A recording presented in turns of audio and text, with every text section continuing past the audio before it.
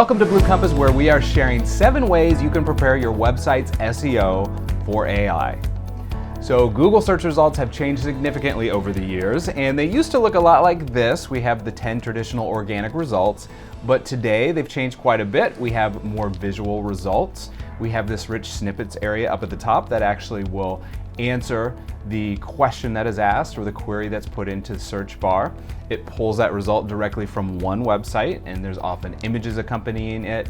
There's often a knowledge panel area over on the right-hand side. We have this people also ask area. So results are just a lot more dynamic today than they used to be. Well, I recently did a search for what's the best time of the year to visit Scottsdale, Arizona. And you can see we have a traditional result here. It says spring. It pulled this rich snippet result directly from one website. But I also have the option to generate an AI-powered overview for this search.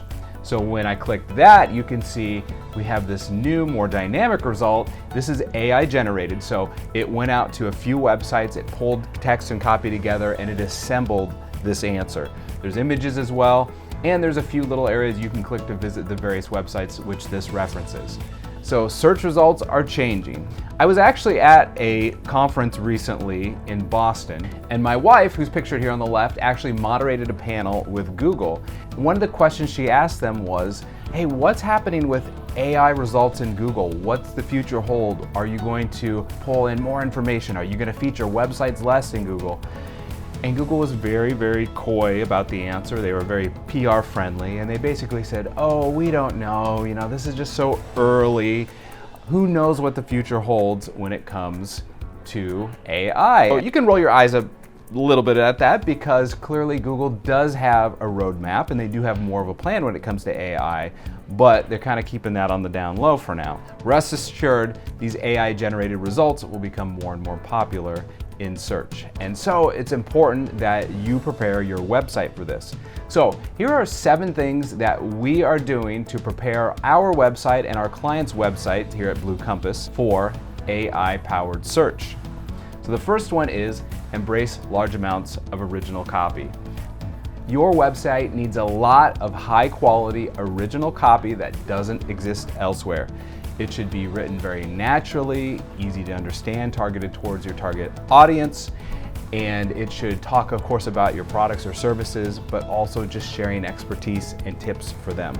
So you can see these AI-powered results in search use a lot of text. They comb your website and they look for words. And so when you have really good, well-written, easy to understand copy, it's very beneficial. We see a lot of websites out there that'll have like 100 words of copy on one page. And that's just not enough. That's not enough to provide good value for your users. Number 2 is to use simple, concise language. So here's a quote that Google says, "Don't try to be super entertaining, but also don't aim for super dry. Be human." Sometimes web copy is too technical, it's difficult to understand. Sometimes it's just trying too hard, it's unnatural sounding. It should be as natural as possible and write it to be appealing and understandable to your target audience. This type of copy will get picked up more by Google's AI results. Number 3 is use bullet points and numbered lists. So here we have an AI result in Google, and you can see there's just a lot of bullet points throughout. Google really seems to like this format, and so many times when we're writing copy for our clients, we will include shorter paragraphs, numbered lists, and a lot of bullet points. It's a good format for most AI results.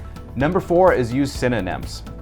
This is also called just keyword research, but basically the idea here is use the language that your clients are using. You don't always have to use one term throughout. So here's an example of what I mean. This is a tool called Google Trends, but we have 3 different results that I put in. I put financial planner, financial consultant, and financial advisor. So you can go to Google Trends and you can choose different words, different synonyms, probably for your products or services, and you can see which results are the most searched.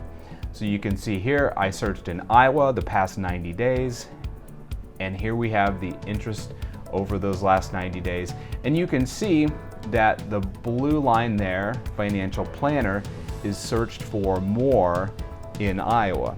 And so if I have a website that talks about, financial planning, retirement planning, it might be helpful for me to use that term more often because more Iowans are searching for them. But it's also probably a good idea to use these other terms as well because these other terms are being searched at a decent volume too.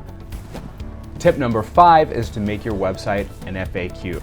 We used to encourage our clients to put an FAQ page on their website to answer the frequently asked questions that they hear from clients.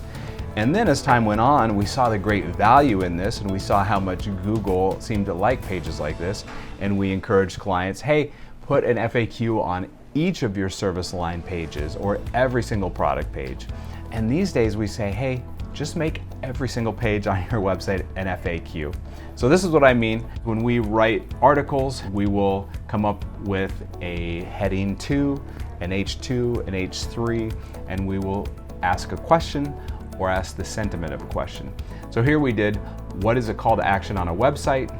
And then after that, we answer it in a very concise manner. We said a call to action on a website encourages a visitor to take action by clicking hyperlink text or button, etc. And then after that, we will expand on this answer. And that's the format that Google really seems to like. Come up with a heading, usually an H2 or H3, that states the sentiment of a question, put a concise answer, and then expand on that answer. And you can see an example here, what's the rarest Game Boy game? And Google loves this format. You can see the answer is Spud's Adventure, and then it says Spud's Adventure is the rarest and most expensive game on the Game Boy. There's the short answer.